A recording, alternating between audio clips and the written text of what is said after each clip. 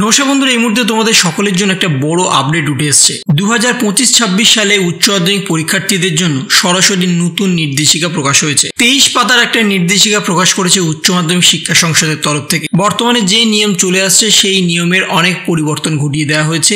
সামনেই তোমাদের থার্ড সেমিস্টারের পরীক্ষা আছে, তারপরেই ফাইনাল সেমিস্টার হবে, কিন্তু সেই পরীক্ষার ক্ষেত্রে বড়সড় পরিবর্তন হয়ে গেছে।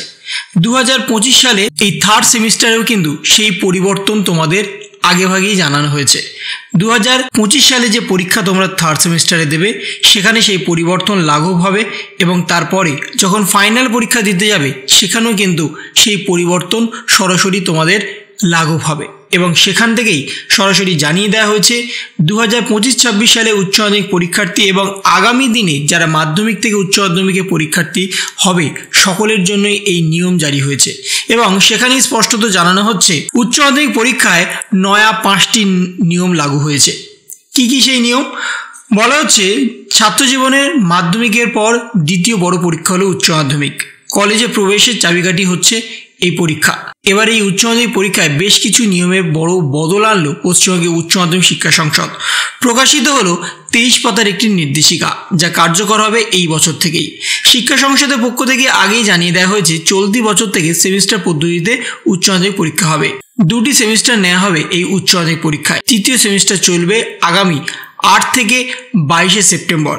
এবার উচ্চ মাধ্যমিকে 5টি নতুন বদল আনা হয়েছে। প্রথম যে বদল আনা হয়েছে, যে কোনো পরীক্ষার জন্যই বাধ্যতামূলক হলো অ্যাডমিট কার্ড।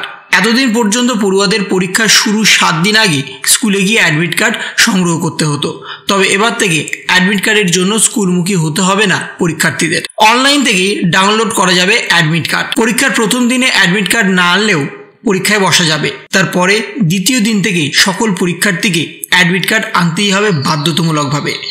দ্বিতীয় যে পয়েন্ট সেটা বলা হচ্ছে এবার ওএমআর শিটে পরীক্ষা দিতে হবে পড়ুয়াদের। এবছর প্রথম তৃতীয় সেমিস্টারে ওএমআর শিটে পরীক্ষা হবে।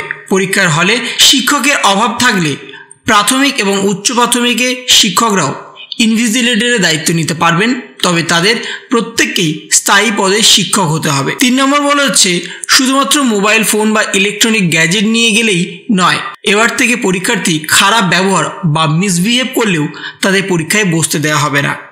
তাহলে এতদিন পর্যন্ত মোবাইল ফোন বা ইলেকট্রনিক গ্যাজেট নিয়ে গেলে পরীক্ষায় বসতে দেওয়া হতো না, কিন্তু এবার থেকে যদি কোনো পরীক্ষার্থী বা ছাত্রছাত্রী মিসবিহেভ করে কোনো শিক্ষক শিক্ষিকাদের সাথে, তারপরেও কিন্তু তাদের পরীক্ষায় বসতে দেওয়া হবে না। 4 নম্বর পয়েন্টে বলে দেওয়া হয়েছে বন্যা কবলিত এলাকা এড়িয়ে চলার নির্দেশিকা দেওয়া হয়েছে। উচ্চ মাধ্যমিকের প্রধান পরীক্ষা কেন্দ্র এবং প্রশ্নপত্র রাখার জায়গা ঠিক করতে হবে যেখানে কোনো রকম বন্যা পরিস্থিতি না হয়। এবং 5ম বা অন্তিম পয়েন্টে বলে দেওয়া হয়েছে এবছর পরীক্ষা চলাকালীন টয়লেট যাওয়ার অনুমতি পাবে না কোনো রকম পরীক্ষার্থী। তৃতীয় সেমিস্টারে পরীক্ষা হবে 1 ঘন্টা 15 মিনিট, তাই এই অল্প সময়ের মধ্যে কেউ টয়লেট যেতে পারবে না।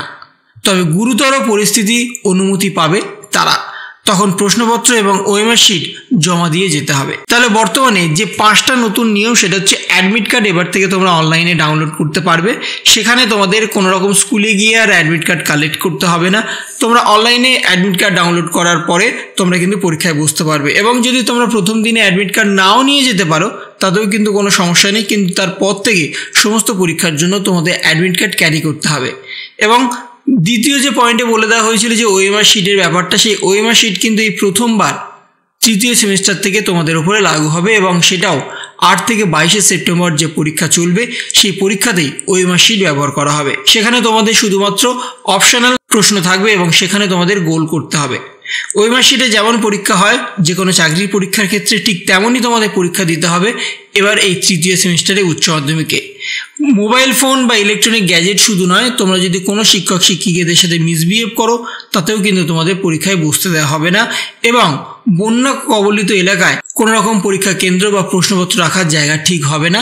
যেখানে বন্যা কবলিত এলাকা থাকবে না তেমন জায়গায় কিন্তু তোমাদের প্রশ্নপত্র এবং পরীক্ষা কেন্দ্র পড়বে। এই বেশ কিছু পয়েন্ট কিন্তু জারি করা হয়েছে সরাসরি উচ্চ মাধ্যমিক শিক্ষা সংসদের তরফ থেকে এবং এই পয়েন্টের উপরে ভিত্তি করেই তোমাদের কিন্তু আগামী দিনে পরীক্ষা হবে, সেটা তৃতীয় সেমিস্টার বলো বা ফাইনাল পরীক্ষা বলো। তাহলে এই ছিল একটা ছোট্ট ইনফরমেশন তোমাদের সকলের জন্য। যদি তোমাদের ভিডিওটা ভালো লেগে থাকে তবে লাইক করো, শেয়ার করো এবং অবশ্যই সাবস্ক্রাইব করো। তার পাশাপাশি তোমার মতামত কমেন্টের মাধ্যমে জানাও। ভালো থেকো, সুস্থ থেকো, ধন্যবাদ।